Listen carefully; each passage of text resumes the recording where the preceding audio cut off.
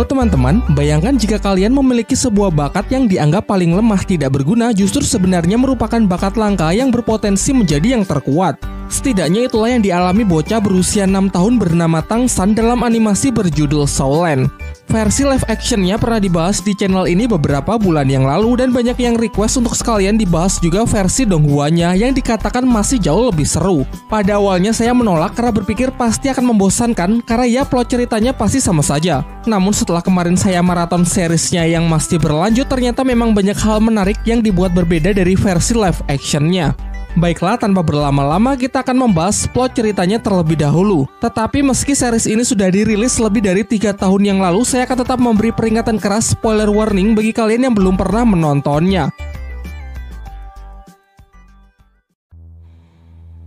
Jadi ceritanya gini, diceritakan ratusan tahun silam ada seorang pemuda jenius dan sangat berbakat bernama Tangsan. Di usianya yang masih tergolong muda, ia telah berhasil menguasai berbagai macam teknik bela diri tingkat tinggi, beberapa di antaranya adalah mata iblis ungu dan teknik tangan besi. Namun pada suatu hari ia melanggar hukum sektenya dengan menyelinap ke perpustakaan rahasia dan mempelajari teknik terlarang. Alhasil ketika ia ketahuan, ia pun dikejar habis-habisan oleh para tetua sekte yang ingin membunuhnya.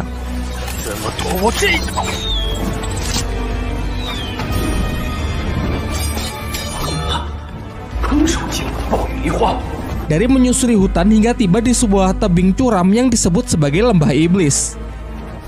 Karena sudah terpojok, ia pun menjatuhkan dirinya ke dasar jurang, namun dengan senyum di wajahnya tanpa rasa penyesalan sedikit pun.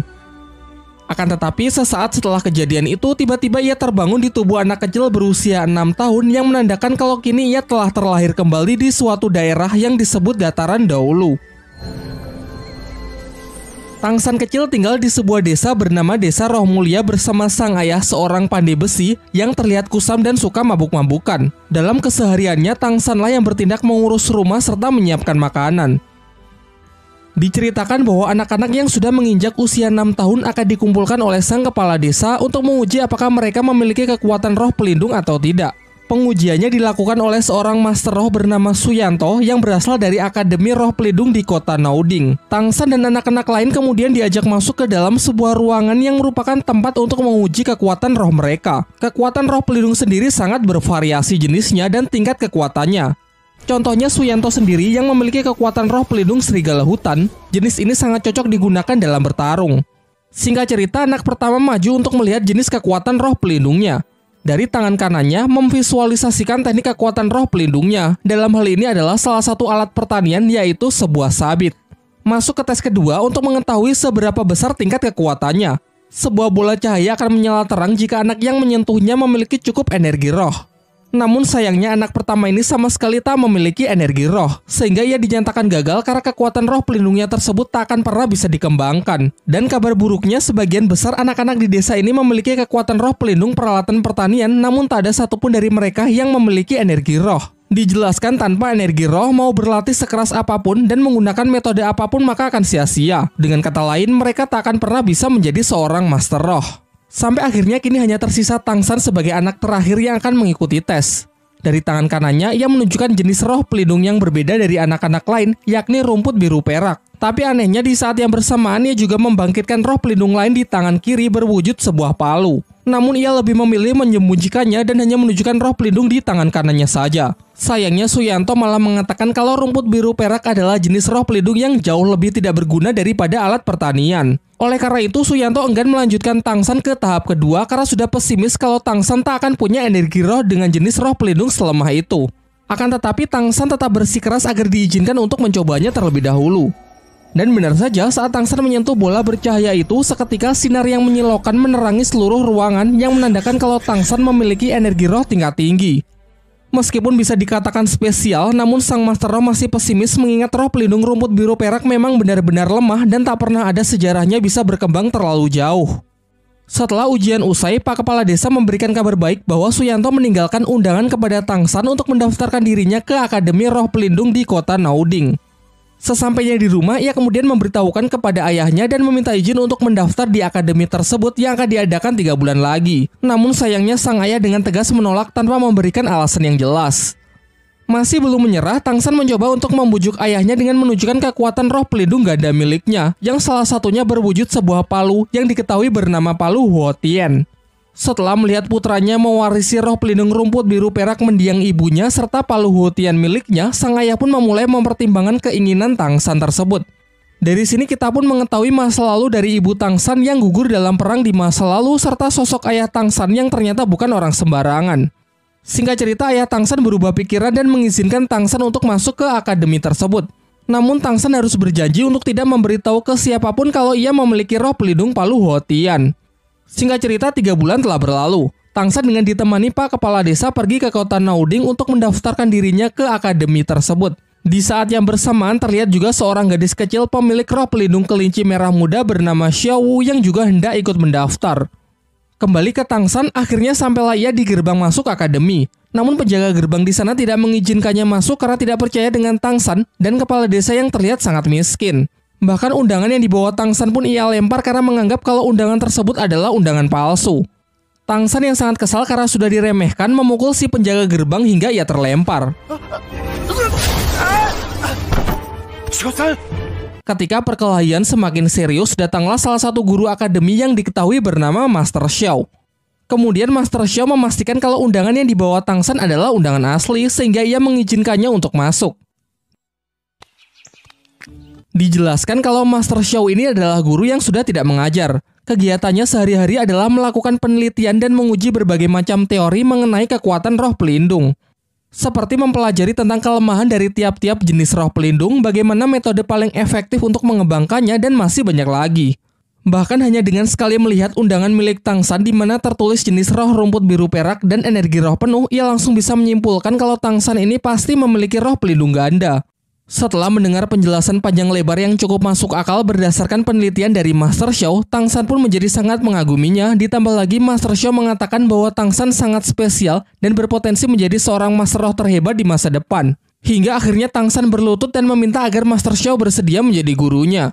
Singkat cerita, setelah pembicaraan mereka, Tang San pun diantar menuju ruang TU untuk mengurus segala administrasi pendaftaran.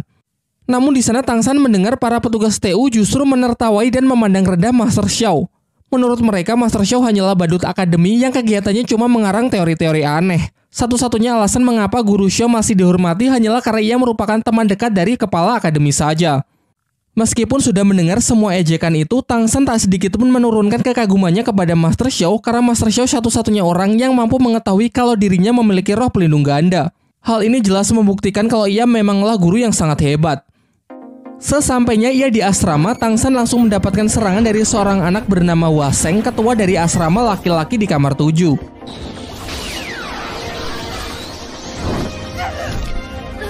Namun dalam sekejap Tang San dapat mengelak dan mengalahkannya. Hal ini membuat semua anak-anak kagum dan menobatkan Tang San menjadi ketua berikutnya sesuai aturan yang mereka berlakukan. Selang beberapa waktu datanglah Xiao Wu, gadis kelinci yang sempat kita lihat sebelumnya, datang bersama dengan Tang San. Masih dalam rangka memperebutkan siapakah yang lebih pantas menjadi bos sesuai aturan yang berlaku, akhirnya mau tidak mau mereka pun mulai bertarung. Pertarungan mereka pun berjalan sangat sengit. Dengan lincahnya si gadis kelinci bisa mengimbangi kekuatan dan kecepatan Tang San. Ia menggunakan sebuah teknik unik gerakan tubuh yang sangat fleksibel.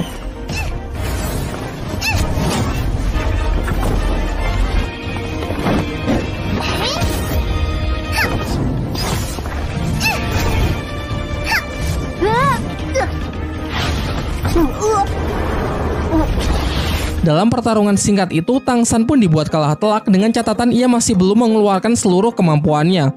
Tetapi itu saja sudah cukup membuatnya sangat terkesan, mengingat teknik unik yang bahkan belum pernah ia lihat di kehidupannya di masa lalu.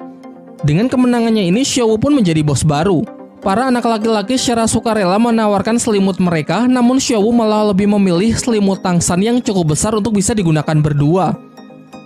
Ketika mereka pergi ke kantin, beberapa anak lain mengajak kelompok Waseng. Ternyata di akademi ini beberapa tingkat asrama dibagi berdasarkan status sosial. Adapun anak-anak orang kaya yang mendapatkan tempat VIP seperti hotel. Sedangkan asrama milik Waseng hanyalah asrama biasa untuk anak-anak miskin. Xiao Wu yang kesal sempat ingin memulai keributan, namun beruntung berhasil dicegah oleh Tang San. Keesokan harinya, secara pribadi Tang San menemui Master Xiao untuk menunjukkan roh pelindung palu Huo Tian di tangan kirinya. Setelah merasa kalau energi roh Tang San sudah cukup untuk bisa naik level, Master Xiao pun mengajak Tang San untuk berburu cincin roh besok. Cincin roh sendiri merupakan item spiritual yang bisa didapatkan dari membunuh siluman roh guna menaikkan level dari seorang Master Roh. Dijelaskan tanpa cincin roh mau berlatih sekeras apapun, seorang Master Roh tak akan pernah bisa naik level. Tetapi di sini Master Xiao melarang Tang San untuk menambahkan cincin roh ke dalam palu Huotian. Ia mengatakan kalau belum saatnya juga Tang San mengetahui alasannya. Menurutnya saat ini akan lebih baik jika Tang San berfokus saja untuk mengembangkan rumput biru perak miliknya. Ia kembali menjelaskan mengenai tipe-tipe kekuatan roh pelindung yang bisa dikembangkan. Misalnya saja tipe binatang roh yang sangat cocok menjadi seorang fighter dalam pertarungan secara langsung. Selain itu juga ada tipe alat roh yang sebagian besar berperan sebagai support. Meski tak jarang juga berbagai peralatan dikembangkan untuk bisa dijadikan senjata yang mematikan. Sementara untuk Tang San sendiri, Master Xiao lebih menyarankannya menjadi tipe pengontrol. Ia bisa mengembangkan sifat lentur dan fleksibilitas rumput biru peraknya menjadi sebuah perangkap yang bisa mendukung tim dalam sebuah pertempuran. Tetapi yang perlu diingat dalam memilih siluman roh juga tak boleh sembarangan, karena harus ada kecocokan dengan jenis roh pelindungnya. Tercatat ada beberapa kasus penolakan dari penyatuan cincin roh yang berakibat pada gagalnya naik level. Singkat cerita, besoknya mereka pergi ke hutan berburu, suatu wilayah di mana banyak siluman roh yang berkeliaran secara bebas. Dalam perjalanan, Master Xiao memberikan sebuah sabuk yang berguna untuk menampung barang-barang bawaan secara praktis. Lalu ia menjelaskan mengenai klasifikasi siluman roh yang bisa dibedakan berdasarkan umurnya. Ada yang berumur ratusan tahun, ribuan tahun, puluhan ribu tahun, dan seterusnya.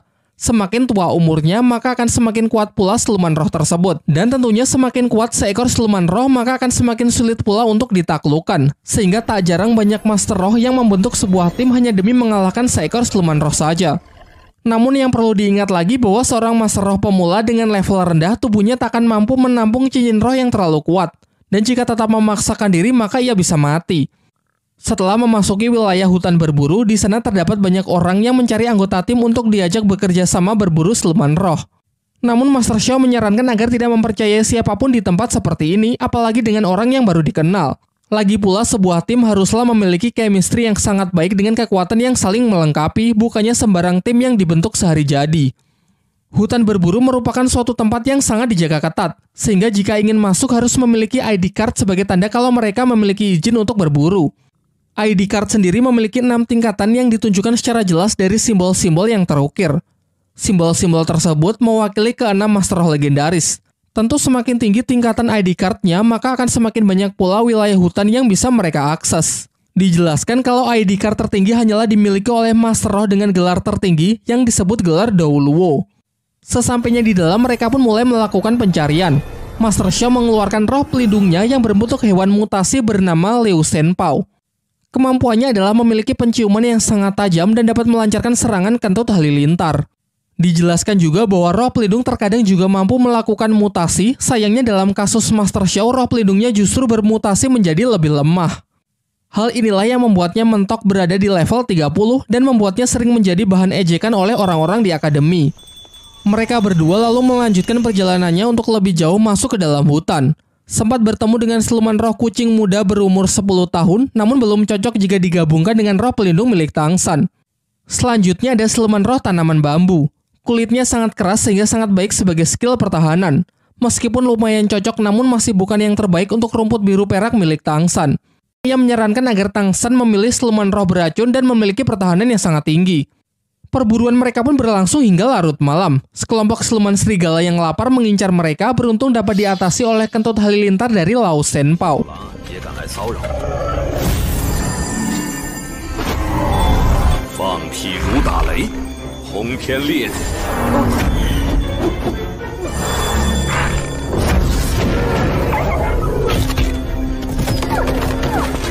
Namun hal ini justru memicu makhluk yang jauh lebih mengerikan untuk datang karena tergiur aroma darah yang berceceran. Makhluk tersebut adalah siluman roh yang memiliki wujud ular mendrik beracun berusia 400 tahun, juga merupakan jenis siluman roh dengan racun yang paling mematikan. Walaupun mungkin sangat cocok untuk Tang San, namun Master Xiao mengajaknya untuk melarikan diri karena menghadapi makhluk tersebut dinilai terlalu berbahaya. Liu Shenpao yang mencoba mengalihkan perhatian pun tak luput dari amukan ular beracun tersebut. Hingga saat sudah tergigit, Master Xiao bergegas untuk menariknya kembali. Sadar bahwa mereka tak akan punya kesempatan untuk kabur, Tang San pun memilih untuk menghadapinya. 军。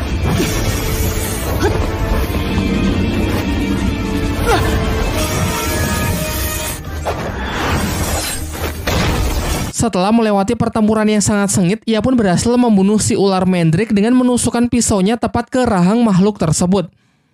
Selama ini banyak orang yang percaya kalau jenis roh pelindung tumbuhan hanya bisa menyerap cincin roh dari siluman jenis tumbuhan juga. Namun berdasarkan penelitian Master Xiao, ia berteori kalau hal itu tidak sepenuhnya benar. Teori-teori yang anti-mainstream inilah yang membuatnya dijuluki sebagai badut dan menjadi bahan olok-olokan. Tetapi Tang San sangat percaya dengannya dan memutuskan untuk membuktikan kebenaran dari teori gurunya tersebut. Mulailah ia melakukan proses penyerapan yang berlangsung cukup lama. Sampai akhirnya penyerapan pun berhasil sehingga kini rumput biru peraknya telah berkembang menjadi rumput beracun. Namun di sisi lain Master Xiao tengah terluka karena terkena racun dari Lao Shenpo yang semalam sempat mendapatkan gigitan dari ular Mandrake. Beruntung dengan cepat Tang San bisa membantunya mengeluarkan racun berkat ilmu yang pernah ia pelajari dari ayahnya. Setelah gurunya siuman, Tang San pun menunjukkan dirinya yang telah berhasil melakukan proses penyerapan cincin roh dan juga telah meng-unlock skill pertamanya, yaitu serangan tali akar beracun dalam radius up to 50 meter. Setelah kembali ke akademi, Master Xiao yang merasa pemulihannya akan memakan waktu cukup lama sehingga untuk sementara tak bisa melatih Tang San, memberikan sebuah buku yang berisi berbagai macam penelitiannya mengenai cara paling efektif untuk mengembangkan kekuatan roh pelindung. Selain itu, ia juga menyuruh Tang San pergi ke gedung cabang Akademi Master Roh untuk mendaftarkan dirinya sebagai Master Roh Cilik. Dengan begitu, ia juga akan mendapatkan tunjangan setiap bulannya. Sesampainya di gedung cabang, ia bertemu dengan kakek Matthew dan juga bertemu kembali dengan Suyanto. Kemudian kakek Matthew mengajak Tang San masuk ke sebuah ruangan untuk mengetes kelayakan Tang San. Hasil tes tersebut sangat mengejutkannya karena mengungkapkan kalau Tang San menggunakan siluman roh ular Mandrake sebagai cincin roh pertamanya. Padahal jenis roh pelindungnya adalah jenis tumbuhan rumput biru perak. Tang San lalu mengatakan bahwa gurunya adalah Master Xiao. Kakek Matthew pun kembali terkejut karena hal ini membuktikan kalau teori-teori yang selama ini dianggap aneh sudah terbukti benar. Dalam perjalanan kembali ke akademi, Tang San melihat orang-orang pandai besi sedang melakukan pekerjaannya yang membuat dirinya tertarik untuk bergabung. Berniat menjadikannya sebagai pekerjaan paruh waktu, ia pun lalu menunjukkan keahlian menempa besinya yang dulu pernah ia pelajari dari sang ayah. Di sisi yang lain terlihat ayah Tang San yang ternyata secara diam-diam selalu mengawasi putranya tersebut. Ia lalu pergi menemui Master Xiao dan memintanya untuk mengambil tanggung jawab menjaga dan menjadi guru pembimbing dari Tang San karena ia akan pergi dalam waktu yang cukup lama demi menyelesaikan sebuah misi rahasia. Dari sini terungkap bahwa ayah Tang San bernama Tang Hao, seorang Master Roh legendaris pemegang gelar Dao Luo yang dijuluki sebagai Master Hou Tian. Sebelum pergi, ia memberikan ID card kekuasaan mutlak kepada Master Xiao yang mungkin nanti bisa berguna. Singkat cerita, 1 tahun pun telah berlalu. Bersama dengan Xiao Wu, ia telah menyelesaikan tahun pertamanya di Akademi Roh. Pada libur tahunan, ia mengajak Xiao Wu mengunjungi rumahnya, namun rumahnya kosong dan terlihat sangat kotor. Kepala desa lalu menjelaskan bahwa sudah sangat lama ayah Tang San pergi meninggalkan desa. Ia menitipkan selembar surat yang berisi kalau ayahnya akan pergi dalam waktu yang sangat lama untuk mengemban suatu misi yang selama ini tertunda. Ia berjanji jika nanti Tang San sudah berhasil menjadi Master Roh yang terhebat, maka pasti mereka akan bertemu kembali. Tang San pun menjadi sangat sedih karena kini ia merasa sudah tidak punya siapa-siapa lagi. Bernasib sama menjadi sebatang kara, ia lalu meminta Xiao bersedia menjadi adiknya dan berjanji akan selalu melindunginya.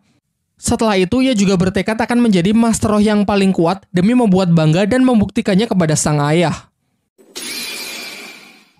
Berlatar waktu 5 tahun pasca Tang San berpisah dengan sang ayah bersama adik angkatnya Xiao Wu, kini Tang San remaja telah lulus dari Akademi Naoding sehingga perlu mendaftar ke akademi yang memiliki jenjang lebih tinggi. Begitu banyak pilihan akademi yang bisa mereka masuki, namun Master Xiao menyarankan agar mereka bergabung dengan sebuah akademi bernama Akademi Sri Lanka. Di tengah perjalanan mereka memutuskan untuk singgah di sebuah hotel yang ternyata cuma tersisa 1 kamar. Sebelum Tang San dan Xiao Wu sempat check-in, seorang pria playboy datang dan menyela ingin mendahului Tang San mengambil kamar terakhir tersebut. Diketahui pria ini bernama Dai Mubai. Tang San yang tidak terima karena merasa telah pesan terlebih dahulu membuat suasana semakin memanas dan akhirnya terjadilah pertarungan untuk memperebutkan kamar tersebut.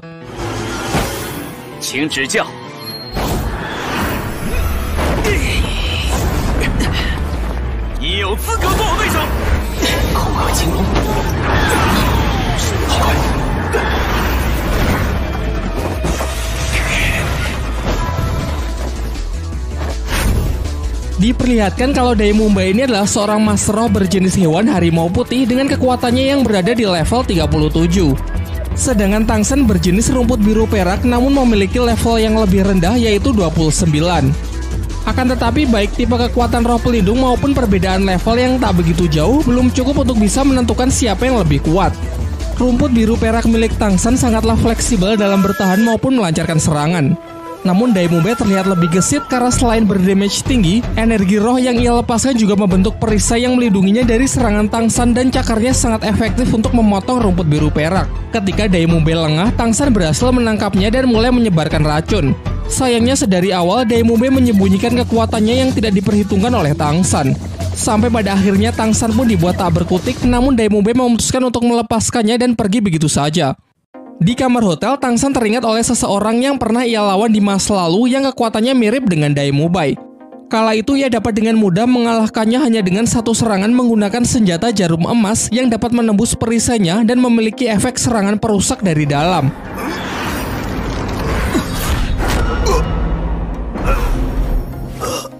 Besoknya Tangsan mengajak Xiao berkeliling untuk mencari material dari senjata rahasianya. Sampailah mereka ke sebuah toko barang antik dan di sana Tangsan melihat bongkahan batu yang istimewa.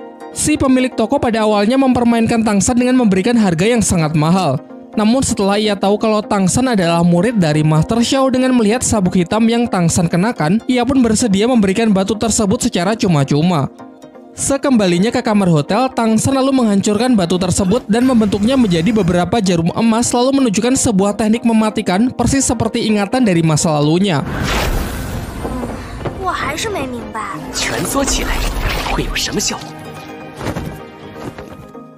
Singkat cerita, bersama Xiao ia telah sampai di tempat pendaftaran Akademi Sri Lanka. Di sana banyak para pendaftar yang tidak diterima karena pemilik akademi hanya menerima orang dengan level kekuatan di atas 21 atau yang ia sebut dengan istilah pemilik kekuatan monster. Diperlihatkan Daimumbai yang ternyata merupakan murid senior di Akademi Sri Lanka. Ia menunjukkan kekuatannya yang seketika membuat para pendaftar menjadi pesimis. Tak lama setelah itu datanglah seorang gadis bernama Ning Rongrong yang langsung diterima karena ia telah mencapai level 26 dan berasal dari klan ternama yakni klan Cahaya Kibau. Sebuah klan yang dikatakan memiliki jenis roh pelindung tipe support terkuat di dunia dahulu. Sampai giliran Tangsan dan Xiao, mereka juga diterima dan lolos di tahap pertama setelah menunjukkan kalau mereka telah mencapai level 29.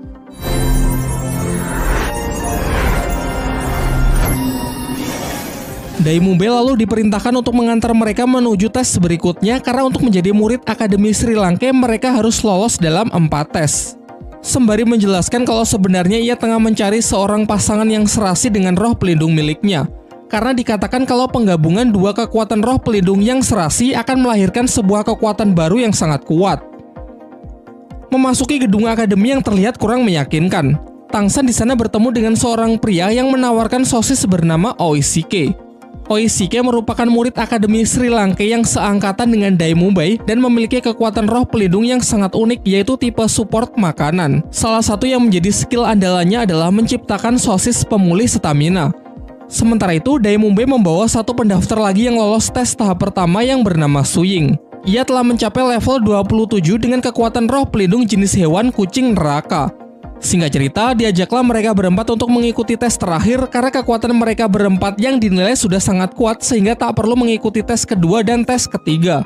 Dalam perjalanan, Daimumbai menjelaskan bahwa Akademi Sri Lanka berdiri secara independen tanpa terikat dengan kerajaan manapun. Selain itu, tercatat hanya memiliki 42 murid sejak didirikan 20 tahun yang lalu, sehingga rata-rata hanya menerima 2 murid saja per tahun. Kedua hal inilah yang menjadi alasan mengapa akademi ini sangatlah miskin. Sang kepala akademi memegang prinsip bahwa lebih baik akademinya ditutup daripada hanya menerima orang-orang lemah. Bahkan akademi juga memiliki standar yang tinggi dengan menargetkan bahwa seorang siswa harus bisa mencapai level lebih dari 40 sebelum berusia 20 tahun. Hanya sedikit orang yang berhasil lulus dari akademi, sisanya bahkan ada yang mati saat berburu siluman roh demi berusaha meningkatkan level. Daimumbai lalu memperkenalkan para calon murid baru dengan salah satu guru yang dipanggil Guru Zhao, seorang master roh yang sudah mencapai level 76. Karena terlalu bersemangat melihat para murid baru di tahun ini yang lumayan berpotensi, Guru Zhao pun mengubah tes ke tahap keempat yang awalnya pertarungan melawan Daimumbai, kini justru ia ambil alih. Dengan kata lain, mereka berempat harus bertarung melawan Guru Zhou di tes kali ini. Guru Zhou merupakan Master Roh yang telah mencapai level 76 dengan kekuatan roh pelindung tipe hewan beruang berbulu emas, memiliki pertahanan super kuat, dan dikatakan sama sekali tidak punya kelemahan. Kemudian Guru Zhou menyampaikan aturan, yaitu jika mereka bisa bertahan sampai satu dupa habis terbakar, maka mereka akan dinyatakan lolos. Namun sebaliknya, jika mereka tidak bisa, maka mereka harus pulang. Ia lalu memberikan waktu kepada Tang San dan yang lainnya untuk saling bekerja sama dan berdiskusi sebelum pertarungan dimulai. Tang San pun menginisiasi untuk membuat rencana kerjasama, dimulai dari memperkenalkan kekuatan mereka masing-masing. Su Ying memiliki roh pelindung bernama kucing neraka bertipe assassin yang mengandalkan kecepatan tinggi. Sedangkan Ning Rongrong adalah tipe support yang memiliki roh pelindung berwujud pagoda cahaya 7 bintang. Dua skillnya yaitu memberikan buff kecepatan dan kekuatan 30% kepada target yang ia kehendaki. Setelah formasi terbentuk, pertarungan pun dimulai.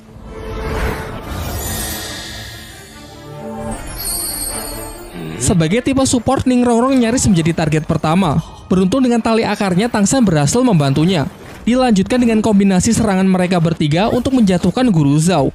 Menggunakan strategi super ofensif, pihak Tang San tidak memberikan sedikit pun lawannya untuk melancarkan serangan balasan. Namun sayangnya pertahanan dari Guru Zhou benar-benar tidak tertembus. Lanjut ke pola serangan kedua, kali ini mereka mendapatkan buff dari Ning Rongrong untuk menggempur Guru Zhou dengan serangan berkecepatan tinggi. Sejauh ini serangan-serangan mereka masih belum berarti apa-apa bagi Guru Zhou. Bahkan parahnya sejauh ini Guru Zhou sama sekali belum menggunakan kekuatan roh pelindungnya.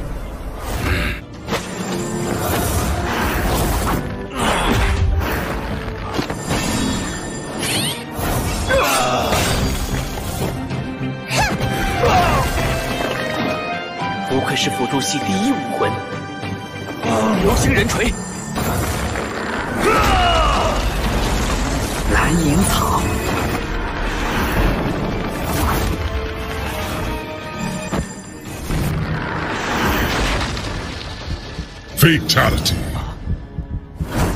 Sampai ketika Tang San berhasil mendesaknya menggunakan penjara tali akar beracun, akhirnya memaksa Guru Zhou untuk serius. Ia pun menunjukkan kekuatan roh pelindungnya yang sontak membuat keadaan menjadi berbalik. Pihak Tang San yang sudah mengeluarkan seluruh tenaganya kini benar-benar tak sanggup lagi berdiri. Akan tetapi saat melihat Xiao terluka akibat melindunginya, ia merasa telah menjadi kakak yang tidak berguna. Lantas ia pun emosi dan mencoba melawan seorang diri dengan menggabungkan teknik mata rahasia, telapak tangan besi dengan kemampuan rumput biru peraknya.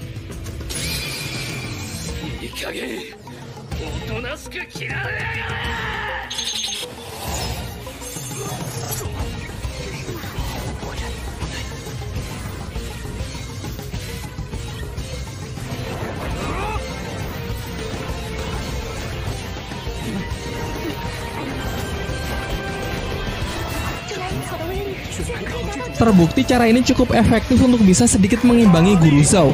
Tetapi Guru Zhou kembali mengamuk dengan melepaskan skill cincin roh keempatnya yang berumur puluhan ribu tahun. Teknik tersebut dapat meningkatkan kekuatan gravitasi di area yang ia kehendaki. Sementara Tang San yang tak berhenti berpikir sedikit belajar dari pertarungan melawan Dai Mumbai kemarin. Ia memanfaatkan skill kedua yang bernama Rotan Hantu, yaitu kemampuan parasit rumput biru peraknya untuk membatasi pergerakan dari Guru Zhou. Dan akhirnya dengan usaha yang keras, ia dapat menembus pertahanan dari teknik perisai roh pelindung tipe hewan tersebut. Guru Zhou yang mulai kewalahan menggunakan skill dari cincin roh kelimanya, yaitu gravitasi super kuat Black Hole. Di puncak pertarungan karena benar-benar sudah terpojok, Tang San pun terpaksa menggunakan kekuatan dari roh pelindung keduanya, yaitu hantaman keras palu Hotien yang sama sekali tak bisa ditangkis. Dai Mumbai lalu memanggil Oishike untuk mengeluarkan sosis pemulihannya guna mengobati semua orang yang sedang terluka. Pasca duel yang sangat sengit tersebut, Guru Zhou mengakui kehebatan dari Tang San dan memutuskan untuk meluluskan mereka semua dalam tes kali ini. Selain itu, Tang San juga membantunya mengeluarkan jarum beracun yang tertanam di tubuh Guru Zhou. Di malam harinya, Guru Zhou dikejutkan dengan suara misterius yang memanggilnya dari luar akademi. Ia pun bergegas untuk mengikutinya sampai masuk ke dalam hutan. Tak lama setelah itu, muncullah sosok pria berjubah hitam, namun Guru Zhou sama sekali tak bisa mengenalinya. Dengan melihat beberapa cincin roh tingkat tinggi yang melingkar di tubuhnya, terungkap bahwa sosok misterius itu ternyata adalah seorang master roh dengan gelar Daoluo yang sontak membuat Guru Zhou gemetar ketakutan karena menyadari perbedaan kekuatan mereka yang terpaut terlalu jauh. Ialah Master Hou-Tien yang bernama Tang Hou, ayah dari Tang San, pemilik roh pelindung legendaris Palu Hou-Tien. Tujuan ia datang ke sini adalah untuk memberi pelajaran kepada Guru Zhou supaya tahu bagaimana rasanya ditindas oleh orang yang memiliki level jauh di atasnya. Tak lama setelah itu, Pak Kepala Akademi Sri Langke pun datang dan menunjukkan kekuatan roh pelindungnya yang berwujud roh burung hantu dengan level kekuatan 78. Ia bernama Flander. Namun di sini ia langsung menyadari kalau orang di depannya adalah Tang Hou, orang terkuat bergelar Daoluo. Ia pun langsung menunjukkan rasa hormatnya. Tetapi Tang Hou yang terlanjur emosi karena Guru Zhou telah berani mengganggu putranya, ia pun memberinya pelajaran serupa agar tidak menindas orang yang lebih lemah. Setelah ia puas menghajar Guru Zhou sampai babak belur, Tang Hou pun membiarkannya tetap hidup dan berpesan agar mereka menjaga putranya dengan baik di akademi ini. Keesokan harinya diperlihatkan Tang San yang sudah siuman dari pingsannya, ditemani seniornya Oishike yang semalaman menjaganya. Ia lalu menawari Tang San untuk memakan sosisnya untuk mempercepat proses penyembuhan. Namun Tang San menolaknya dan lebih memilih untuk melakukan kultivasi. Setelah kondisinya membaik, Tang San pergi ke tempat pertarungan sebelumnya. Di sana ia membersihkan belasan jarum beracunnya yang sempat ia gunakan untuk melawan Guru Zhou. Sembari itu, ia mulai berpikir untuk meningkatkan efektivitas dari senjata rahasianya seperti saat masih di kehidupannya dulu. Karena pasti di masa depan ia akan bertemu dengan orang-orang yang jauh lebih kuat. Kemudian ia bergegas pergi ke kamar Xiaowu untuk melihat kondisinya yang ternyata juga sudah membaik. Kemudian Tang San meminta maaf karena kemarin ia tak bisa menepati janjinya untuk melindungi Xiaowu. Tetapi Xiaowu sama sekali tak menyalahkan Tang San karena memang Guru Zhou lah yang terlalu kuat. Saat tengah berkeliling desa, di tengah jalan mereka menyaksikan pertengkaran seorang laki-laki gendut dengan pacarnya. Diketahui bahwa pria ini juga merupakan murid Akademi Sri Langke yang seangkatan dengan Oishike dan Dai Mubai yang bernama Mang Houjun. Xiaowu yang merasa geram melihat perbuatan kasar Mang Houjun terpaksa ikut campur. Begitu pula Tang San yang ingin melindungi adiknya. Karena merasa kesal dengan orang-orang yang berani mencampuri urusannya, ia pun memulai pertarungan. Mang Houjun ini memiliki level yang setara dengan Tang San, dengan kekuatan roh pelindung jenis hewan yang sangat istimewa, yaitu kekuatan Phoenix Api. Berdasarkan apa yang telah diajarkan oleh Master Xiao, hewan jenis Phoenix termasuk jajaran hewan terkuat yang memiliki serangan yang sangat bagus. Skill pertamanya adalah roh Phoenix berwujud ayam merah yang terlihat imut, namun ledakannya memiliki daya hancur yang lumayan besar.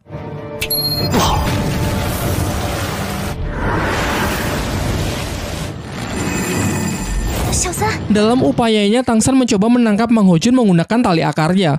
Namun tidak berhasil karena jenis roh pelindung tumbuhan ternyata sangat lemah jika harus berhadapan dengan tipe elemen api. Sampai akhirnya mengandalkan kelincahan dan paras imutnya membuat Mang Houjun lengah sehingga Xiaowu berhasil mendaratkan pukulannya kepada Mang Houjun. Untung saja sebelum pertarungan semakin serius, Dai Mubai datang untuk memisahkan mereka.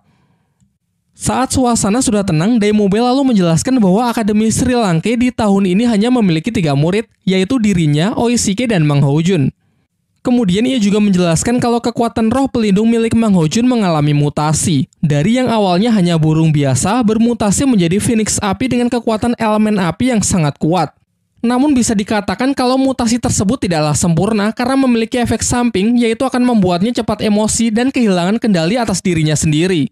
Saat hal itu terjadi, ia bisa membakar apapun yang berada di dekatnya. Singkat cerita, semua murid, baik senior maupun para murid baru dikumpulkan untuk bertemu Kepala Akademi Sri Langke yang bernama Flander, yang juga merupakan pendiri dari akademi ini. Dalam sambutannya, ia mengucapkan selamat kepada para murid baru yang mulai sekarang akan menjadi bagian dari Akademi Sri Langke. Kemudian ia memerintahkan Oishike dan Ning Rongrong untuk berlari mengelilingi desa sebanyak 20 putaran. Sementara Dai Mubai dan Mang Houjun ditugaskan untuk menyampaikan segala aturan akademik kepada para murid baru. Namun sebelum itu, Flander mengajak Tang San bicara 4 mata untuk menanyakan bagaimanakah kabar dari Master Xiao. Lalu Tang San memberikan surat dari Master Xiao yang dititipkan kepadanya sebelum berangkat. Entah apa isi surat tersebut, yang pasti hal itu membuat Flander merasa sangat gembira. Sementara itu, kita diperlihatkan kerajaan klan Qibao yang juga merupakan tempat asal dari Ning Rongrong. Terlihat di sana ada ayah Ning Rongrong yang bernama Feng Zi. tengah mendapatkan laporan dari seorang pendekar pedang bernama Jiansu mengenai Ning Rongrong yang telah melarikan diri dan memilih bergabung dengan Akademi Sri Lanka. Sang ayah cukup merasa lega setelah tahu bahwa Akademi Sri Lanka adalah akademi yang cukup baik. Namun Jiansu yang merupakan paman dari Ning Rongrong merasa sedikit cemas dan ingin memastikannya sendiri. Kembali ke Akademi Sri Lanka, semua murid kembali dikumpulkan termasuk Ning Rongrong dan Oishike yang telah menyelesaikan lari 20 putarannya. Di sini Flander menanyakan kepada mereka apakah mereka berdua telah menyelesaikan tugas yang ia berikan. Dengan ekspresi ragu, Oishike pun mengiyakan pertanyaan tersebut. Namun Flander tahu kalau Oishike telah berbohong dengan mencoba melindungi Ning Rongrong. Ternyata ia sendiri diam-diam telah mengawasi mereka. Oishike memang telah menyelesaikan 20 putarannya. Namun Ning Rongrong baru 1 putaran malah pergi jalan-jalan ke kota untuk makan-makan. Hal ini jelas membuat Flander sangat marah karena Ning Rongrong telah melanggar peraturan akademi di hari pertamanya. Ia kemudian memberinya 2 pilihan. Ingin pergi dari akademi atau meminta maaf dan berjanji tak akan mengulanginya lagi. Akan tetapi dengan nada yang angkuh, Ning Rongrong malah mengatakan bahwa Akademi Sri Lanka hanyalah akademi kecil dan Flander bukanlah siapa-siapa. Menurutnya dengan statusnya sebagai anggota klan Cahaya Kibau, ialah yang terkuat di antara murid-murid lain. Kemudian Flander kembali mempertegas bahwa Dai Mumbai, Mang Hojun, Suying, Xiao, dan Tang San masih jauh lebih kuat darinya dari segi kekuatan tempur. Sementara Oishike terlahir dengan bakat yang luar biasa dengan roh pelindung tipe support yang sangat istimewa. Mendengar hal itu membuat Ning Rongrong menangis dan berlari meninggalkan mereka. Flander kemudian menyuruh Oishike untuk pergi menenangkan Ning Rongrong karena tujuan ia sebenarnya hanya untuk memberinya pelajaran tanpa ada maksud untuk mengusirnya. Singkat cerita, pada malam harinya, sebagai latihan pertama, para murid diajak pergi ke kota untuk mengikuti sebuah turnamen. Turnamen tersebut adalah sebuah ajang pertarungan para Master Roh yang mungkin memiliki level di atas mereka. Sebuah latihan yang sangat bagus untuk memberikan pengalaman bertarung yang sesungguhnya. Dalam arena pertarungan, 1 kemenangan akan memberikan 1 poin, 1 kekalahan pengurangan 1 poin, dan jika berhasil mengumpulkan 100 poin, maka baru akan mendapatkan lencana tembaga. Flander berpesan agar para siswa mendapatkan minimal lencana perak sebelum kelulusan akademi. Kemudian ia memerintahkan Dai Mumbai untuk mengantar mereka melakukan pendaftaran. Dai Mumbai menambahkan bahwa terdapat 8 lencana dari yang terendah sampai yang tertinggi, yaitu lencana besi, lencana tembaga, lencana perak, lencana emas, lencana ungu, lencana permata, lencana rubi, dan lencana berlian. Pada awalnya Xiao menganggap mudah tantangan tersebut karena lencana perak hanya berada di urutan ketiga.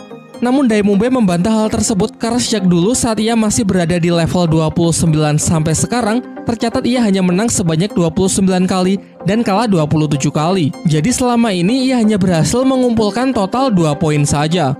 Di tempat ini banyak jenis pertarungan yang bisa dipilih, seperti pertarungan 1 lawan 1, 2 lawan 2, maupun 3 lawan 3. Selain mendaftar dalam pertarungan 1 lawan 1, bersama Xiao, Tang San membentuk tim 2 orang untuk mengikuti pertarungan 2 lawan 2. Singkat cerita, setelah mendaftar, Xiao menjadi yang pertama kali maju melawan seorang pria besar berotot yang sepertinya sangat kuat. Jelas pada awalnya dengan tubuhnya yang mungil, semua penonton meremehkannya. Namun Xiao di luar dugaan ternyata dengan mudah bisa mengalahkan lawannya tersebut.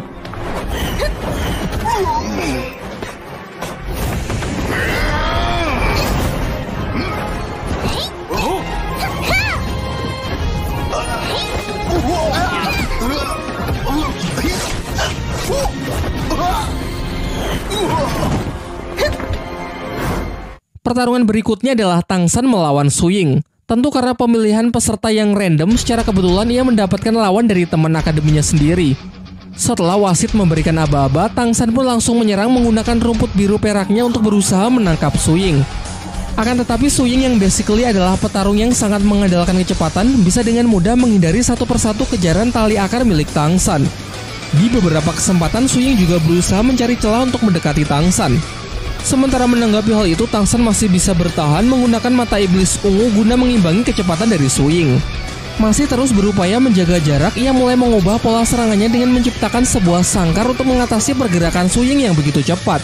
Sayangnya Suying tak memperhitungkan bahwa ini bukan sekedar sangkar yang digunakan untuk membatasinya, melainkan upaya Tang San untuk memperluas jangkauan serangan agar ia bisa melancarkan serangan dari udara. Alhasil Suying pun tak cukup kuat untuk bisa meloloskan diri sehingga Tang San lah yang keluar sebagai pemenangnya. Pertarungan selanjutnya adalah pertarungan 2 lawan 2 antara tim Wusan, Xiao Tang San melawan tim Besi Darah, yaitu 2 pria bersaudara dengan masing-masing senjata palu besar. Dengan chemistry yang bagus, Xiao maju sebagai penyerang sementara Tang San bertugas melindunginya dan berusaha mengontrol jalannya pertarungan. Namun jelas tak semudah itu. Menurut Tang San, serangan palu mereka mirip dengan miliknya, hanya saja tidak lebih kuat tetapi pergerakan ayunannya yang jauh lebih cepat, yang bahkan tak sanggup ia tahan menggunakan rumput biru peraknya.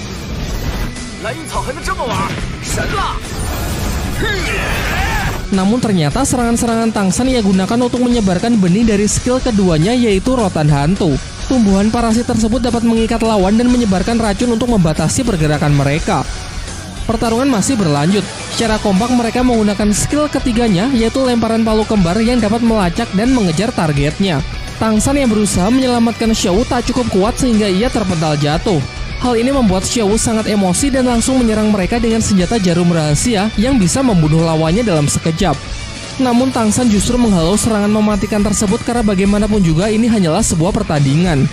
Mengingat tenaga yang sudah terkuras habis, ditambah racun Tang San yang semakin menyebar ke seluruh tubuh, mereka pun mengaku kalah sehingga dengan ini Tang San pun mendapatkan kemenangan keduanya.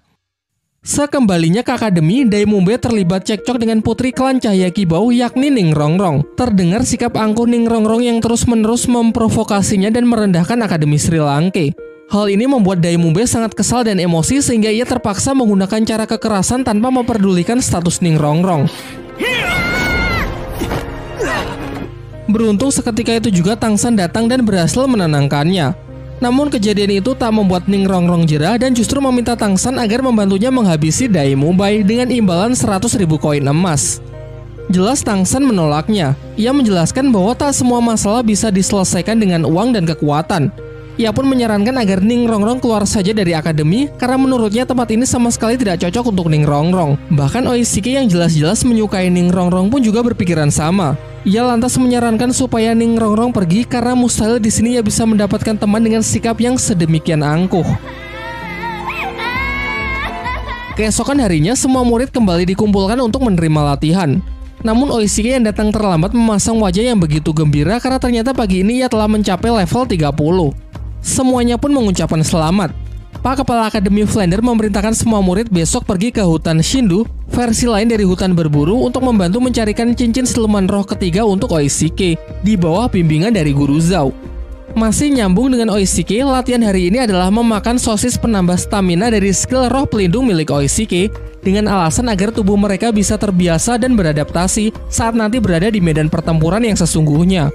Diperlihatkan semuanya merasa jijik dan tidak menyukainya. Namun di luar dugaan, Ning Rongrong secara sukarela maju untuk menjadi murid pertama yang akan melakukannya. Ternyata ucapan dari Tang San dan Oishike sebelumnya cukup membuatnya merenung semalaman dan menyesali sikap angkuhnya selama ini. Besoknya, Guru Zhao menghampiri semua murid yang sudah menunggunya untuk pergi ke hutan Shindu dalam rangka mencarikan cincin siluman roh ketiga untuk Oishike. Ia kemudian meminta Dai Mumbe agar menjadi ketua tim dalam misi tersebut. Dai Mumbe lalu menyampaikan formasi kerjasama tim di mana Tang San akan berada di garis depan, tepat di belakangnya dua tipe support, Xiao dan Mang Hojun diberikan tugas untuk menjaga sisi kiri dan sisi kanan, sementara dirinya akan mengambil alih area belakang. Setelah seharian tak menemui siluman roh yang cocok untuk Oishike, mereka memutuskan untuk singgah di sebuah warung makan di dekat sana. Namun suasana yang tenang seketika rusak pasca kedatangan sekelompok anak yang diketahui berasal dari Akademi Changhui. Dai Mumbe menceritakan bahwa Akademi Changhui merupakan akademi yang cukup terkenal, tetapi sebenarnya muridnya tak begitu kuat dan cenderung lebih menonjolkan sifat angkuhnya. Bisik-bisik itu terdengar sampai di telinga murid Akademi Changhui sehingga dibuatlah sebuah rencana untuk mengerjai para murid Sri Lanka. Seorang anak kemudian berjalan ke arah mereka dan secara sengaja menyenggol pelayan yang tengah membawa makanan.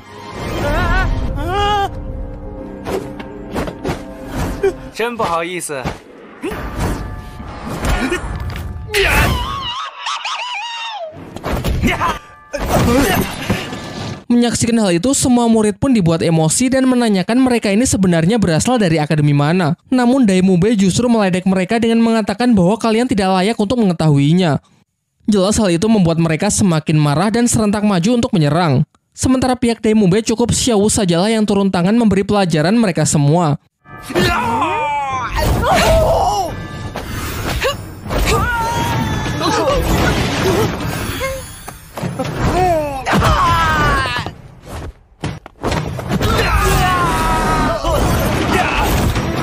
Perseteruan yang semakin memanas memaksa guru dari Akademi Changhui untuk turun tangan. Dia adalah seorang master roh pemilik kekuatan roh pelindung jenis hewan penyu hitam yang telah mencapai level 50. Ia kemudian menanyakan di manakah guru mereka. Namun pihak Sri Lanka kembali meledeknya dengan mengatakan kalau ia juga tak layak untuk mengetahui hal itu. Dan jika mau bertarung mereka saja sudah lebih dari cukup. Sampai ketika mereka nyaris bentrok, pemilik restoran pun meminta jika mereka ingin berkelahi maka jangan dilakukan di dalam warungnya. Sebelum keluar, Tang San menyusun sebuah strategi karena pasti tak akan mudah menghadapi Master Roh yang sudah berada di level 50. Menurutnya jenis roh pelindung penyu hitam adalah jenis kekuatan dengan durability yang sangat tinggi namun tidak memiliki damage yang besar. Singkat cerita, pertarungan mereka pun dimulai yang dimeriahkan oleh sorakan para murid Akademi Changhui. Serangan pertama dimulai dari skill pukulan gelombang udara dari Dai Mubai, disertai tembakan api Mang Ho Jun di sisi kanan dan didukung oleh rumput biru perak milik Tang San untuk membatasi pergerakan lawannya. Setelah tertangkap, Mang Ho Jun kembali mendapatkan aba-aba dari Tang San untuk membakar habis guru Changhui dengan teknik semburan Phoenix api bersuhu tinggi. Sayangnya perkiraan Tang San tak sepenuhnya benar. Guru Akademi Changhui memiliki skill serangan nafas dingin yang luapannya sanggup membekukan udara dalam sekejap. Su Ying yang mencoba mengambil kesempatan untuk melancarkan serangan jarak dekat justru tangannya terjebak dalam kubah es. Beruntung dengan refleks Dai Mubai segera mendekat untuk menghancurkan kubah tersebut. Dilanjutkan dengan Tang San yang kembali berusaha mengikat lawan, dikombinasikan dengan api Mang Ho Jun. Dai Mubai yang sempat terpengaruh provokasi mengambil resiko untuk menyerang yang mengakibatkan radang dingin di tubuhnya semakin parah. Sementara itu Mang Ho Jun kembali beraksi dengan semburan Phoenix api untuk menghalau serangan nafas es yang mengarah langsung ke Dai Mubai, sehingga terjadilah bentrokan antara dua elemen yang saling bertolak belakang.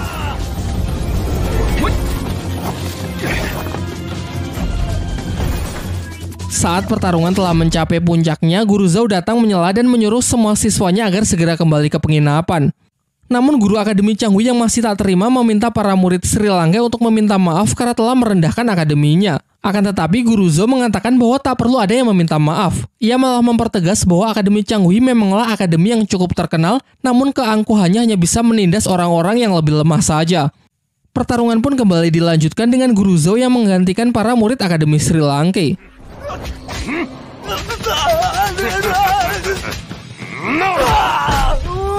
Dalam sekejap ia bisa menghajar habis-habisan guru Akademi Changhui, bahkan tanpa melibatkan kekuatan roh pelindungnya. Setelah pertarungan itu, Guru Zhao kembali menemui para muridnya dan mengatakan bahwa nanti ia akan memberikan latihan spesial untuk menghadapi sampah seperti itu. Di pagi harinya, di bawah bimbingan dari Guru Zhao, para murid Akademi Sri Lanka diajak jauh masuk ke dalam hutan Sindhu. Ia menjelaskan bahwa hutan Sindhu berbeda dari hutan-hutan yang dipelihara oleh kebanyakan kerajaan karena hutan ini masih sangat liar dan siluman-siluman roh yang ada juga sangatlah buas. Ia menyarankan kepada semuanya agar tetap berada di dekatnya dan tidak mengusik siluman roh tanpa perintahnya jika tidak ingin mati sia-sia, terutama Oishike dan Ning Rongrong. Ketika Dai Mubai memimpin dan membukakan jalan, Tang San menyarankan agar tak sembarangan membunuh siluman roh muda agar ekosistem tetap terjaga. Di samping itu, bau darah yang ditinggalkan bisa memicu kedatangan siluman roh yang jauh lebih kuat. Setelah cukup lama mencari, mereka akhirnya merasakan hawa keberadaan dari seekor siluman roh yang cukup kuat. Su Ying pun diperintahkan untuk memeriksanya dan berhasil mendapati seekor siluman roh berjenis burung terbang berusia 1500 tahun yang akan sangat cocok digunakan sebagai cincin roh ketiga Oishike. Lantas mereka pun bekerja sama untuk memburu makhluk tersebut. Berdasarkan analisis Tang San, siluman ini tak memiliki serangan fisik yang terlalu kuat. Ia hanya mengandalkan kecepatan tinggi untuk menangkap mangsa lalu melilitnya. Cara paling efektif untuk memburunya adalah dengan menekannya menggunakan Phoenix api Mang Ho Jun, sementara yang lain bersiap untuk menutup jalan agar siluman tidak bisa melarikan diri. Guru Zhao lalu menyerahkan tim di bawah kepemimpinan Tang San karena luasnya pengetahuan mengenai kekuatan dan kelemahan siluman roh. Perburuan berlangsung cukup sengit. Su Ying dan Dai Mubai yang diperkuat dengan skill Ning Rongrong berhasil menekan siluman roh tersebut. Siluman yang ingin melarikan diri melalui jalur udara pun juga berhasil dicegah oleh Tang San menggunakan sangkar tumbuhan yang sangat besar. Namun saat Oishike hendak mengeksekusinya, ular itu melepaskan serangan yang beruntung berhasil dibelokkan oleh Tang San. Setelah jatuh ke darat, langsung disambut oleh sambaran api Mang Ho Jun, dilanjutkan dengan serangan beruntun dari Guru Zhao yang mampu melumpuhkannya.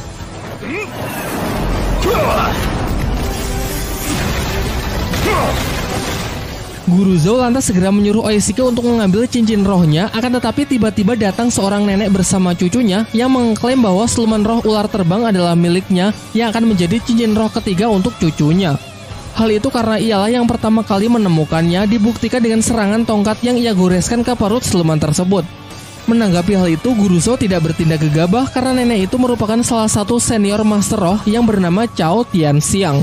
Di dunia persilatan ia merupakan Master Roh yang sangat disegani. Bersama pasangannya yakni bangsawan naga Mengsu, mereka menjadi duo maut terkuat yang dikatakan mampu menandingi seorang Master Roh bergelar Dao Luo. Walaupun begitu, Guruzo masih bersikeras untuk menolak memberikan siluman roh tersebut. Ia beralasan meski Cao Tianxiang yang menemukannya terlebih dahulu, namun ialah yang berhasil menangkapnya. Sampai akhirnya diputuskan untuk menggunakan hukum Master Roh guna menyelesaikan permasalahan ini. Hukum itu menyatakan bahwa sesama Master Roh harus saling bertarung demi memperebutkan siluman roh, sehingga Oishike ditantang untuk menghadapi cucunya yang bernama Meng Yiran, Master Roh level 30. Namun Guruzo menolak mengingat muridnya merupakan Master Roh bertipe support. Mendengar hal itu, tiba-tiba dari belakang Tangsan maju dan menyatakan bahwa ia bersedia mewakili Oishike untuk bertarung melawan Yiran. Sang nenek pun sepakat karena mengetahui kalau Tangsan masih berada satu level lebih rendah dari cucunya, terlebih lagi roh pelindungnya hanyalah rumput biru perak.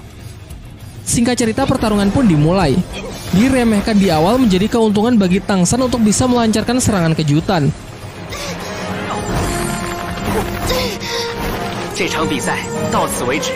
Namun Yiran ternyata juga tidak selemah itu.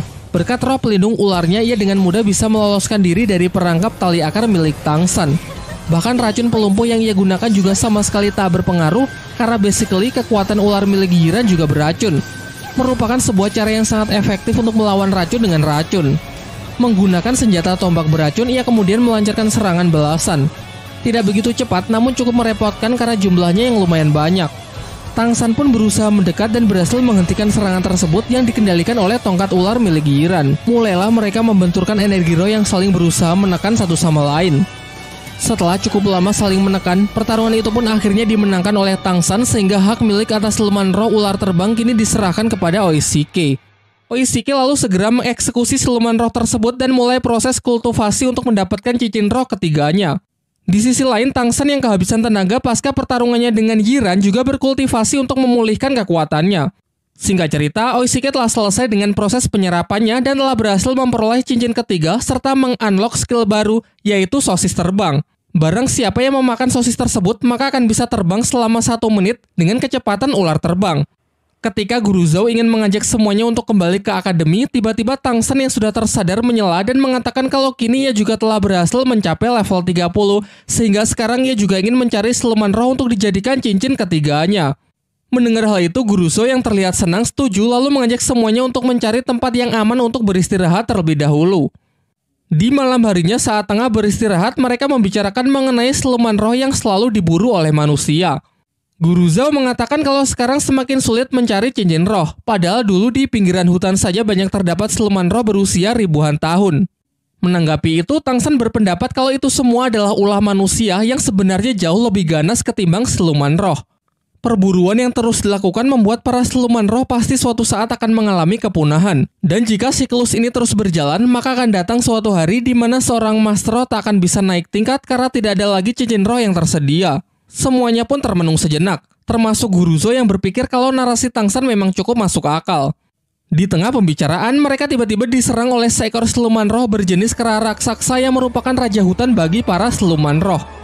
Mereka pun sontak dibuat sangat terkejut karena biasanya siluman jenis ini hanya tinggal di hutan terdalam dan sangat jarang keluar.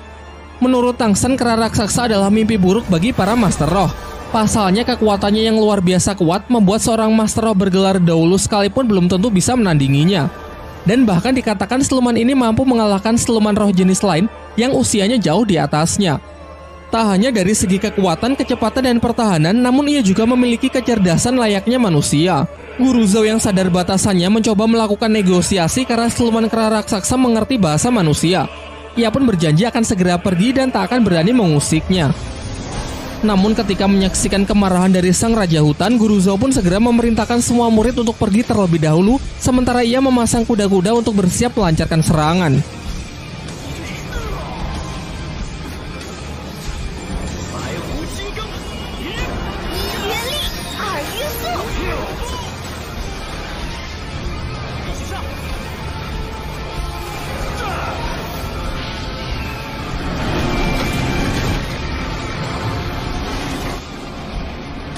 Hingga saat amukannya menghempaskan mereka semua, menjadikan kesempatan yang bagus untuk bisa melarikan diri. Namun naasnya Xiao berhasil ditangkap oleh siluman tersebut.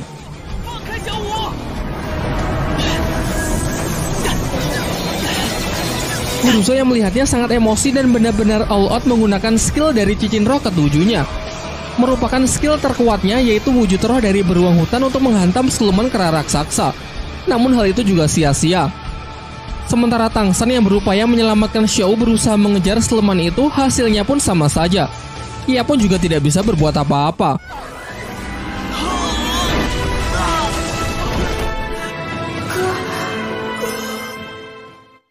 Dengan rasa kecewa yang amat mendalam, mereka semua pun beristirahat untuk memulihkan kondisi pasca insiden tersebut.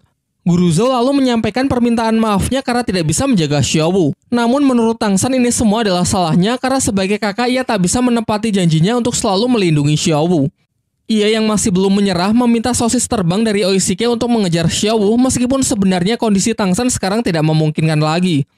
Usahanya tersebut didukung oleh Ning Rongrong yang memberi buff kekuatan dari skill roh pelindungnya. Guru Zhou yang awalnya dikira marah justru meminta Oishike untuk memberikan sosis terbang kepada yang lain dan menginisiasi untuk segera menyusul guna membantu Tang San. Sementara itu nasib Xiao yang dibawa kabur oleh siluman kera raksasa ternyata tak seburuk apa yang dipikirkan guru dan teman-temannya. Ternyata mereka berdua sudah saling mengenal satu sama lain. Xiao memanggilnya dengan nama Erming. Langsung saya sampaikan spoiler di sini ya. Xiao ini sebenarnya bukanlah manusia, melainkan jelmaan dari siluman roh berusia ratusan ribu tahun yang telah berevolusi menjadi manusia. Ia kemudian meminta Erming untuk menjaganya sejenak karena ia akan melakukan kultivasi untuk mendapatkan cincin roh ketiganya. Berkat statusnya sebagai mantan siluman roh, Xiao memiliki kemampuan untuk menyerap cincin roh siluman tanpa harus membunuh mereka. Di sisi lain, Tang San yang mengejarnya kehabisan waktu terbang sehingga terjatuh ke dalam hutan sebelum bisa menemukan Xiao. Selain itu, kondisinya juga semakin buruk karena sebelumnya ia juga sudah terluka. Sialnya, ia malah bertemu dengan siluman roh buas berjenis laba-laba berwajah manusia.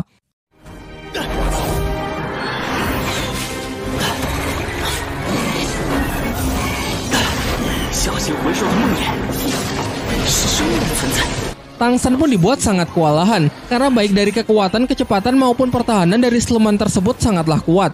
Ditambah lagi makhluk ini memiliki racun yang sangat mematikan.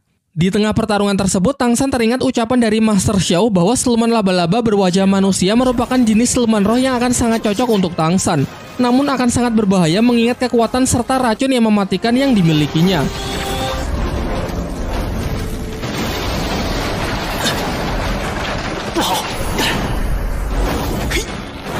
Singkat cerita, ia akhirnya menemukan titik kelemahan dari siluman tersebut, yaitu terletak pada wajahnya. Ketika Tang San telah berhasil menangkapnya dan nyaris melakukan finishing, kepalanya terasa sangat pusing dan kesadarannya justru kembali ke kehidupan masa lalunya saat masih berada di Sekte Tang. Di sana ia bertemu kembali dengan para tetua sekte yang mengatakan kalau Tang San telah berhasil diselamatkan dari jurang lembah neraka. Namun Tang San sendiri seakan hilang ingatan dan tak dapat mengingat apapun dari kehidupan barunya di Akademi Sri Lanka. Sampai ketika ia bertemu dengan salah seorang murid sekte, pikirannya ke-trigger membuat ia bisa kembali mengingat semuanya.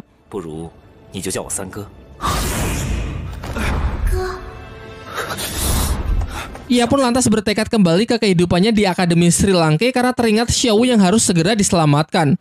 Dan benar saja, saat membuka mata dirinya terikat oleh jaring laba-laba dan terkena racun yang memberikan efek halusinasi sesuai dengan apa yang tertinggal di dalam ingatan targetnya. Tang San pun kembali melakukan perlawanan dan akhirnya berhasil melepaskan diri dari ikatan jaring laba-laba tersebut. Karena benar-benar sudah terdesak, ia tak punya pilihan lain selain menggunakan kekuatan roh pelindung di tangan kirinya, yaitu Palu Houtian untuk menghantam keras makhluk jahanam tersebut. Sampai akhirnya setelah berusaha keras, ia dapat membuka pertahanan si laba-laba lalu segera mengeksekusinya. Sebelum memulai proses penyerapan, Tang San beristirahat sejenak untuk mengeluarkan racun yang semakin menyebar ke seluruh tubuhnya. Namun tiba-tiba ia dikejutkan oleh kedatangan beberapa orang yang ternyata mereka adalah pasangan ular naga Mengsu bersama cucunya Meng Yiran. Secara kebetulan lagi ternyata siluman laba-laba itu adalah incaran cincin roh ketiga untuk Meng Yiran. Mereka pun jelas sangat marah karena Tang San telah menggagalkan perburuan siluman roh untuk cucunya sebanyak 2 kali. Namun di sisi lain Mengsu juga sangat terkejut setelah tahu bahwa Tang San sanggup membunuh siluman laba-laba itu seorang diri. Kemudian Tang San menyampaikan pembelaannya bahwa ia juga terpaksa membunuhnya. Tadi ia hanya berusaha membela diri karena tiba-tiba siluman itu menyerangnya.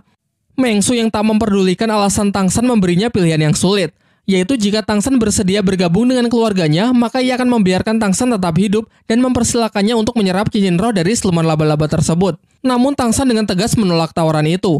Pasalnya, seseorang yang telah bergabung dengan suatu keluarga maka harus mengabdikan seumur hidupnya untuk keluarga tersebut. Sementara dirinya adalah tipe orang yang lebih suka bebas tanpa terikat oleh pihak manapun. Diperlihatkan secara diam-diam Tangsan bersiap dengan busurnya untuk berencana menyandera Yiran, karena mustahil ia bisa menang melawan dua orang legend di hadapannya. Merasa tawarannya tak dihargai, Meng Su pun semakin murka. Ia lalu memberi kesempatan terakhir untuk Tangsan untuk menebus kesalahannya yang telah 2 kali mengagalkan kenaikan tingkat dari cucunya. Untuk itu Tangsan diperbolehkan pergi, tapi dengan meninggalkan satu lengannya sebagai bentuk kompensasi. Masih mencoba bernegosiasi, Tangsan mengatakan akan bersedia bergabung dengan keluarga mereka, namun dengan satu syarat, yaitu mereka harus membantunya mengalahkan seekor siluman roh yang telah menculik Xiaowu. Awalnya mereka mengentengkan syarat itu karena mudah baginya kalau hanya membunuh satu siluman saja. Akan tetapi ekspresi mereka langsung berubah ketika Tangsan mengatakan kalau siluman roh yang dimaksud adalah siluman Raja Kera Raksasa.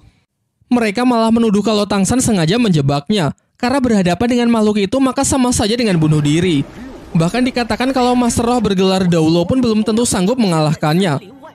Karena keduanya tak bisa memenuhi syarat yang ia berikan, Tangsan pun enggan untuk bergabung dan dengan tegas mengatakan kalau mereka ingin lengannya maka silakan ambil saja sendiri.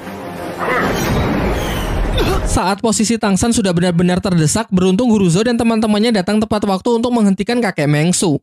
Guru Zhou jelas tahu batasannya yang tak mungkin bisa menang jika duo maut itu sudah bersatu. Ia lantas mencoba bernegosiasi dengan mengajak Meng Su untuk bicara empat mata. Setelah pembicaraan singkat mereka, seketika ekspresi kejam dari Meng Su berubah menjadi lebih hangat. Dari Guru Zhou, ia kini tahu kalau Tangsan adalah murid dari Master Xiao, orang cerdas yang menciptakan banyak teori di dunia roh. Oleh karena itu, ia pun kali ini bersedia melepaskan Tangsan. Namun saat akan beranjak pergi, Meng Yiran yang masih tak terima dengan Tangsan yang telah mengacaukan kesempatannya naik tingkat, menantangnya bertanding dengan taruhan. Jika ia menang, maka Tangsan dilarang menyerap cincin roh dari siluman laba-laba tersebut. Namun jika ia kalah, maka Tangsan bebas melakukannya. Tangsan pun menyetujuinya. Tapi sebelum mulai, Oishike menyela dengan mengatakan bahwa taruhan tersebut kurang adil karena tidak ada sesuatu milik Meng Yiran yang dipertaruhkan. Maka dari itu, ia menambahkan kesepakatan konyol, yaitu jika Meng Yiran kalah, ia harus bersedia memberikan sebuah ciuman. Singkat cerita, karena keduanya telah sepakat, pertandingan pun bisa segera dimulai. Meng Yiran menjelaskan bahwa pertandingannya adalah melemparkan beberapa pisau untuk mengenai daun yang berjatuhan. Pemenang ditentukan dengan membandingkan banyaknya jumlah daun yang bisa mereka tangkap. Diperlihatkan dengan cepat Meng Yiran melemparkan pisau-pisaunya secara akurat sehingga setiap pisaunya berhasil menangkap satu daun tanpa ada yang miss.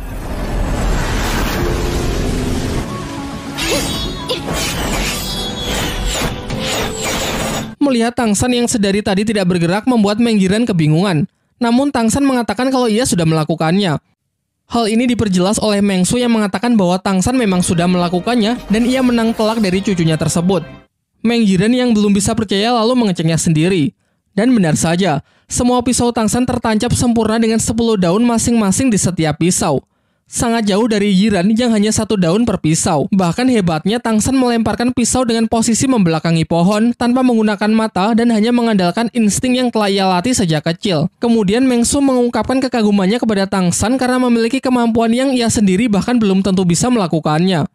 Kemudian Tangsan menghampiri Yiran yang nampak sedih karena telah kalah 2 kali. Tangsan mencoba menenangkannya dengan mengatakan kalau jelas saja ia bisa menang, pasalnya ia telah berlatih menggunakan senjata rahasia selama lebih dari 9 tahun. Ia lalu menunjukkan senjata rahasianya yang jauh lebih kecil namun memiliki keuntungan lebih ringan sehingga sangat praktis digunakan sebagai senjata yang mematikan. Ia juga bersedia mengajari Meng Yiran dengan menjelaskan sedikit mengenai tekniknya yang ia sebut pelacak suara. Bukan melihat dengan mata, melainkan menggunakan indera pendengaran yang bisa merasakan setiap gerakan bahkan tanpa ada titik buta. Setelah pembicaraan itu, tiba-tiba Meng Yiran mencium Tangsan karena bagaimanapun juga ia telah kalah taruhan. Semuanya pun dibuat tercengang menyaksikan fenomena itu. Dan setelah itu, ia bersama kakek neneknya pun segera pergi dari tempat tersebut. Setelah kepergian mereka, Tangsan segera meminta sosis pemulihan dari Oishike agar ia bisa segera memulai proses penyerapan mengingat Xiaowu yang juga harus segera diselamatkan. Proses penyerapan Tangsan nampaknya begitu berat. Terlihat melalui gejolak energi luar biasa kuat yang dapat dirasakan oleh Guru Zhou. Di waktu yang bersamaan, kita diperlihatkan Master Xiao yang mendapatkan selembar surat undangan dari Flander, kepala Akademi Sri Lanka. Sementara di sisi lain kita diperlihatkan scene dari Tang Hao, ayah dari Tang San, berpamitan dengan sebuah tempat yang dipenuhi oleh tanaman rumput biru perak untuk pergi menyelesaikan misinya di sebuah tempat yang ia sebut sebagai Balai Roh Pelindung. Di kesempatan berikutnya akan lebih diperjelas mengenai asal-usul Tang Hao muda beserta istrinya yang berjuang melawan Balai Roh Pelindung. Serta mungkin juga akan diperjelas mengenai kehidupan Tang San di universe yang berbeda karena masih sangat minim informasi yang bisa kita dapat sejauh ini. Baiklah, mungkin itu saja yang bisa saya bahas di kesempatan kali ini. Kalau kalian punya pendapat lain atau detail yang saya lewatkan, silakan menulisnya di kolom komentar ya.